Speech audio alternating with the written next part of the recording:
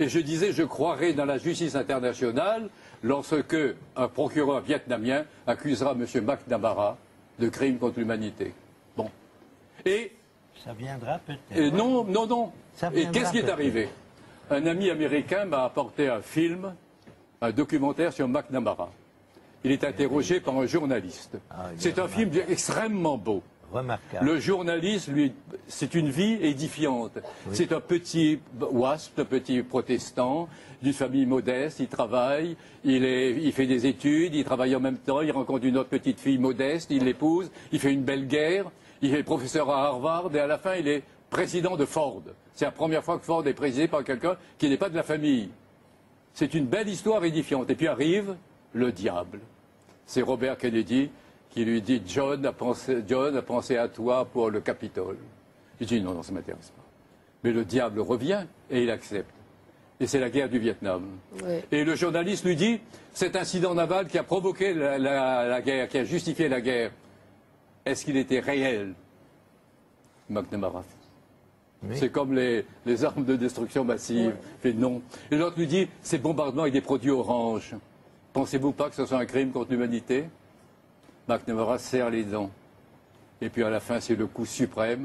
Le type lui dit « Et vos enfants, qu'est-ce qu'ils pensent ?» McNamara a des larmes dans les yeux. Et ça, c'est beaucoup plus probant qu'un procès. Oui. Parce qu'un procès tel qu'il est fait actuellement, les procès internationaux, sont des procès politiques, où la présomption d'innocence n'existe plus, où les gens sont des justiciers. Et donc, le problème, c'est un dialogue avec la personne accusée. Et ça, moi, je disais ça à Nuremberg, j'aimerais la justice, si M. McNamara est assis au banc des accusés. Mais après avoir vu ce film, j'avais envie de dire, écoute, McNamara, c'est passé, tu as fait des conneries, mais tu restes un être humain.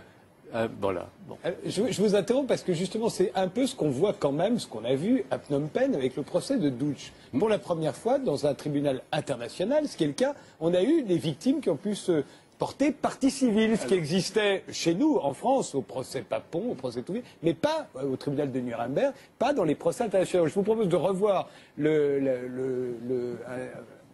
petit document sur le procès de Doutch, dont je rappelle le verdict sera en avril prochain. Il voulait revenir à l'année zéro, laver les cerveaux, vider les villes, éliminer les ennemis du régime Khmer Rouge. Dans ce but, cet ancien lycée de Phnom Penh avait été transformé en antichambre de l'enfer. Le bourreau en chef, c'était lui, Keng Gek Hiv, surnommé Doutch. Dans ce camp baptisé S21, ce sont 15 000 Cambodgiens qui ont été torturés, puis exécutés entre 75 et 79. Durant plusieurs mois, un tribunal international siégeant dans le pays même a jugé l'ancien professeur de mathématiques devenu tortionnaire méthodique. Les Nations Unies promoteurs de ce procès avaient exclu la peine de mort. Hier, le procureur australien n'a pas demandé la perpétuité, mais 40 années d'emprisonnement. Comme durant tout son procès, Doutch a choisi d'assumer ses actes et de présenter des excuses. Toutes mes victimes ont subi des tortures douloureuses et des traitements inhumains qui sont difficilement concevables. Je présente une nouvelle fois mes excuses respectueuses à ceux qui sont morts. Voilà le procès de Doutch, où pour la première fois dans un tribunal international, les victimes étaient partie civile. Je connais bien M. Bizot, qui a connu Doutch. Il a été arrêté par Doutch. Et Doutch lui a sauvé la vie. L'auteur du portail, il raconte dans le portail... Et Doutch lui a sauvé la vie, alors que les dirigeants voulaient le tuer comme espion. Et il me dit, Doutch, il faut voir la réalité. C'est pas un type qui détrousse les cadavres. Il a agi d'une manière criminelle avec un idéal. Bon. Et M. Bizot était prêt à témoigner au procès, je crois même qu'il a témoigné. Il a témoigné. Mais ceci étant, il y a, je venais de parler de... Ce sera votre conclusion. De McNamara, au ce procès.